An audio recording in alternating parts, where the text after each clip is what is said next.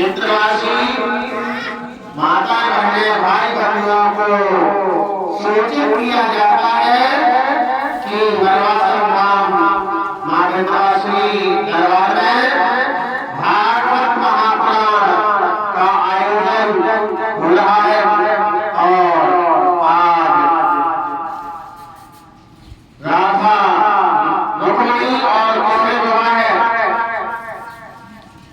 होगा, जिसमें सभी माताएं बहनें भाई बंधु ग्रामवासी क्षेत्रवासी अधिक से अधिक संख्या में पधार कर धर्म लाभ लें, क्योंकि कहा गया है दान करे धन ना घटे, ज्यों सरिता त्यों नीर, दान किए से धन कभी घटता नहीं है, बढ़ता जाता है।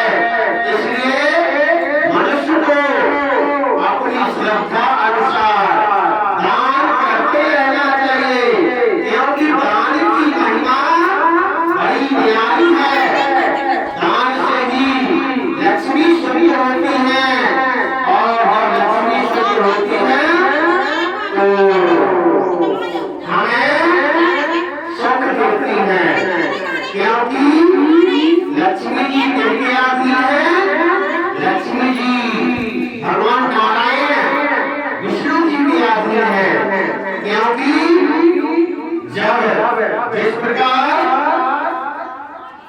लक्ष्मी जी चरण दबाती है विष्णु जी के,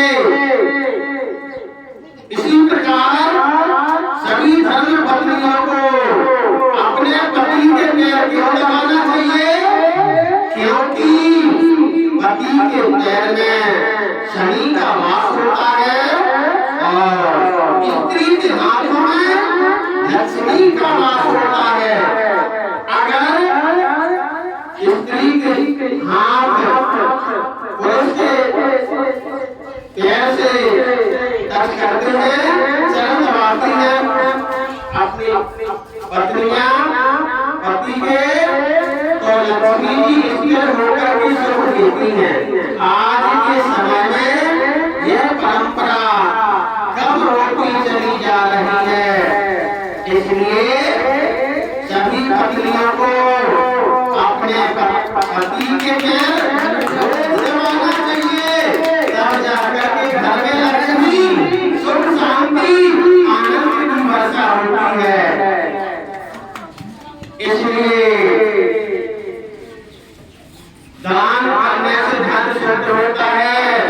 धन की तीन गतियां होती हैं, दान, भोग और नाश। जिसने धन का सदुपयोग नहीं किया, धन को दान नहीं किया, धन को सेवा में नहीं लगाया, परोपकार में नहीं लगाया, वह धन स्वतः ही नष्ट हो जाता है। दान, भोग और जिसने धन का सदुपयोग नहीं किया, धन को नहीं होगा, वह धन स्वतः ही तीसरी पीढ़ी में नष्ट हो जाता है। इसलिए धन शुद्ध होता है दान से। इसलिए मनुष्य को चाहिए अपनी कमाई का 10% हिस्सा परोपकार के कार्य में लगाना चाहिए, सेवा के कार्य में लगाना चाहिए, दान धर्म में लगाना चाहिए, गरीबों की कन्याओं का विवाह करना चाहिए, यज्ञ करना चाहिए, दीन दुखियों की सेवा करना चाहिए। यदि आप पर राहु का प्रकोप है, शनि का प्रकोप है, केतु का प्रकोप है, इनको शांत करने के लिए आप अस्पताल में महीना में एक बार जरूर जाएं और जो आपकी श्रद्धा मन नहीं वह राशि महीना की 10% कोई भी बीमार व्यक्ति को दे दे, उसकी दवा करवा दे, तो वह आपको सबसे ज्यादा लगता है। और भागवत महापुराण सुनने का पुण्य अनंत पुण्य है। भागवत महापुराण की महिमा बड़ी न्यारी है। इसका वर्णन स्वयं वेदव्यास जी ने ब्रह्मा जी की आज्ञा से किया है। जब गणेश जी ने सबसे पहले भागवत कथा को लिखा हिमालय में, और वहाँ से सरस्वती नदी बह रही थी। सरस्वती नदी की कलकल धारा प्रभावित कर रही थी, शोर ज्यादा कर रही थी, जिससे गणेश जी का व्यवहार बड़ा लिखने में। तो अब गणेश जी और व्यास जी बोल रहे हैं, और व्यास जी महाराज श्री भागवत कथा पुराण लिख रहे हैं।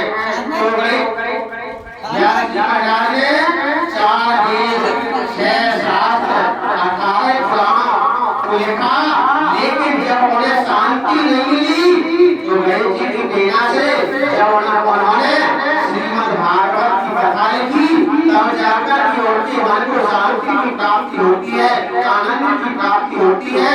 आनंद सिर्फ भागवत कथा में मिलता है, और सुख और दुख जीवन के चरण है।